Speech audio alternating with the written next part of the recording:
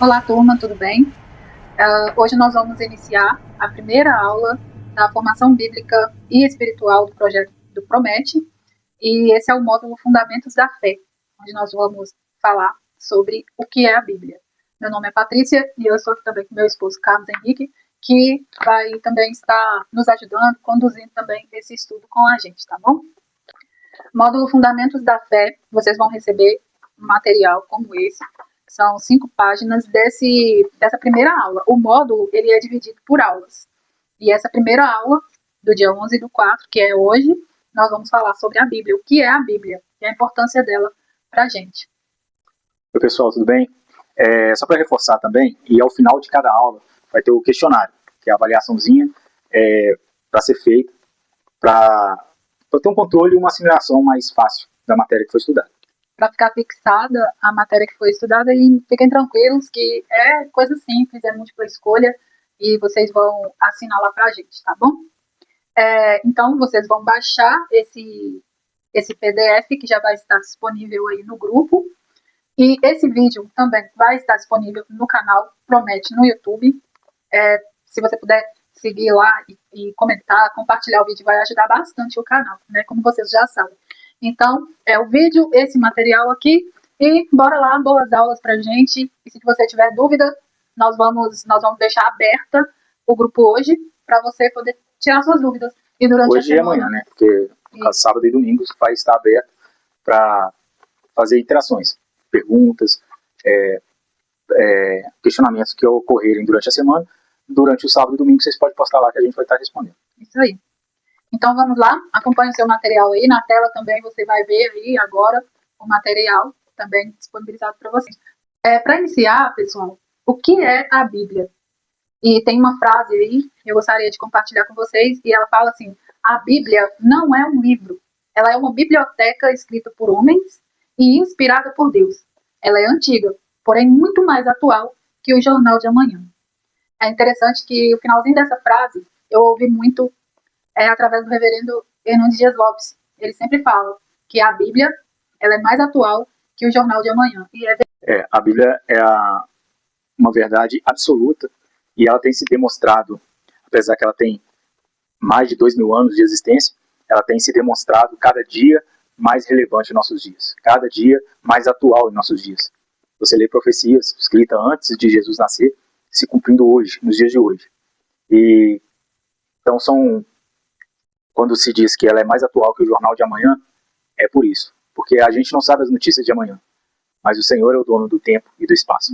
Então, ele consegue escrever há 1.000 anos atrás o que iria acontecer na próxima década, quem sabe.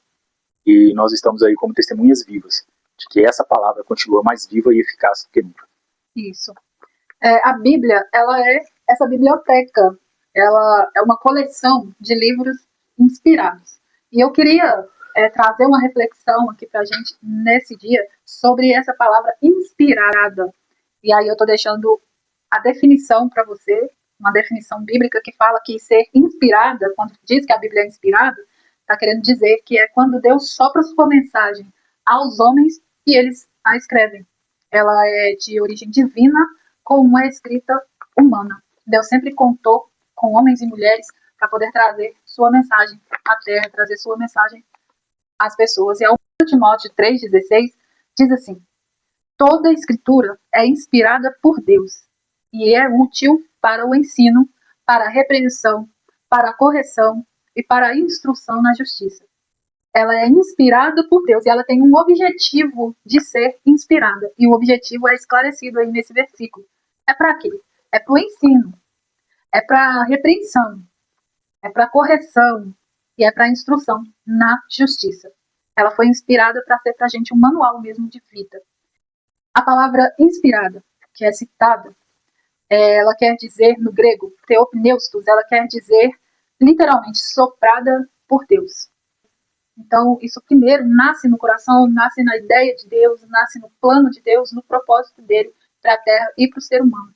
Quando isso acontece, então, ele inspira as pessoas e essa pessoa escreve. Não foi roboticamente, ela foi sempre um direcionamento, guiando e soprando. Sempre trazendo essa ideia de que Deus está direcionando as pessoas. No sentido mais comum, que temos ouvido muito hoje em dia, essa palavra inspiração, também a gente pode ouvi-la também como insight. Sabe, quando você tem um insight, uma inspiração, é mais ou menos isso que acontece. Deus fala conosco demais nesse lugar da inspiração, da criatividade. Ele traz aquilo ao seu coração, ele te inspira, ele sopra no seu coração. Não é só história, não é só religião. A Bíblia é o manual de vida mais revelação de Deus. Então ela é incrível, ela é completa, ela é verdadeiramente eficaz, ela funciona. Deus é o autor e o homem é o instrumento. A mão do homem é o instrumento, mas a mensagem ela é de Deus, divinamente inspirada. Davi escreve os salmos, cheio de emoção. Paulo escreve as cartas, mais teólogo e direto. Lucas, ele é mais detalhista e organizado. Cada um tem seu estilo próprio, um estilo diferente, mas a fonte é a mesma. A Bíblia é 100% palavra de Deus, escrita 100% por seres humanos. Exatamente. E é dessa forma. Quando nós falamos assim que a Bíblia ela é a palavra de Deus inspirada, ela é 100% palavra de Deus.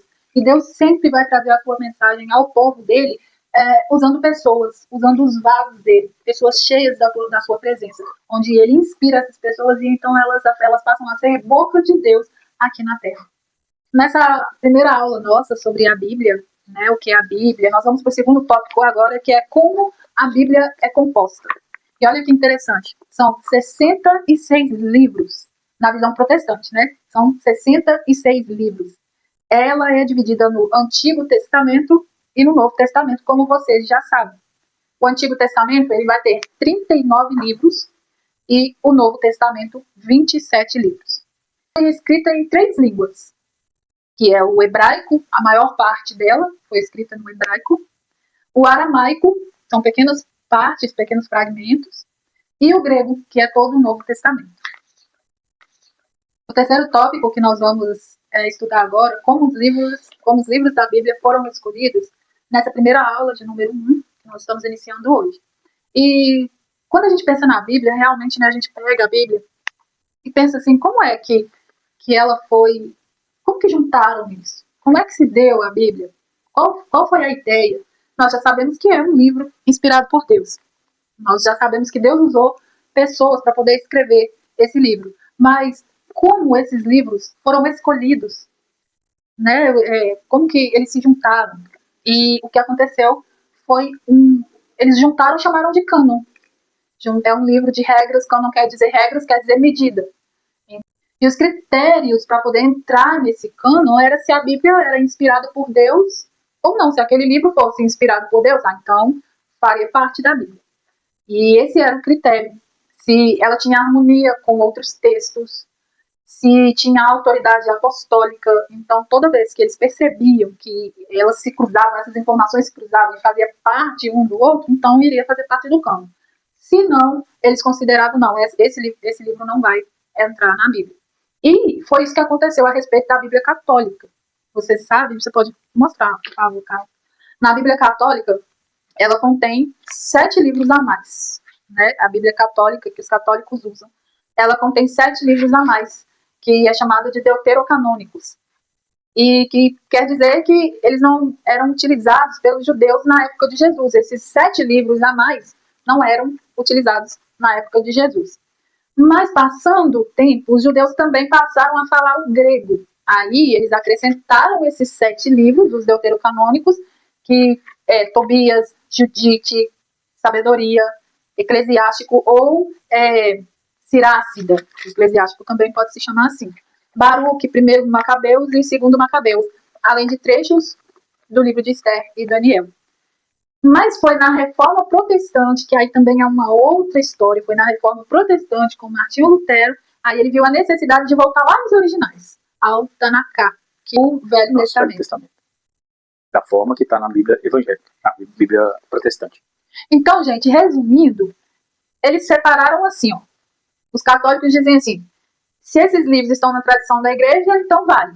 Já os protestantes dizem assim, se não estão no hebraico original, então eles não entram. Foi por isso que separaram a Bíblia que nós temos hoje da Bíblia católica. Ela tem 3 idiomas, como eu já disse para vocês. Foi escrita para 3 continentes na época, Ásia, Europa e África. E isso foi por mais de 40 autores. Mas ela tem uma mensagem só. E é essa mensagem que salva as nossas vidas, salva o nosso dia a dia, salva as pessoas, tem salvado a humanidade. Como a Bíblia foi escrita, gente? Ela não caiu do céu. Deus não deu pra gente assim, de mão beijada. Durante 1500 anos, ele inspirou homens e pessoas, reis, príncipes, profetas, pescadores, médicos, inspirou pessoas para escrever a Bíblia. E como a gente falou que a Bíblia é uma coleção de livros que contam uma história. Uma única história. Se você pegar a Bíblia de Gênesis a Apocalipse, ela vai contar a mesma história. A história de redenção da humanidade. De como Deus, em sua infinita misericórdia, colocou o homem aqui na terra, esse homem pecou, errou, e ele providenciou, desde a fundação do mundo, uma expiação para esse pecado. Para esse homem se regenerar e estar uma eternidade inteira com Deus. A igreja não criou a Bíblia. Ela apenas reconheceu que Deus já tinha inspirado. E lembrando, pessoal, que quando falamos da história da igreja, né, a gente deu, acho que nem uma pincelada, não. Foi uma passada rápida mesmo, porque é muita história. Tem muita gente envolvida, tem muitas perseguições, tem muitas mortes, quando se trata da história da igreja em geral. Então, nós não falamos aqui nem um terço do que você pode estudar aí e ver, né, estudar e observar mesmo, que a história é muito mais do que isso. Nós tentamos resumir o máximo possível para a gente conseguir passar o que precisava ser passado aqui nessa aula.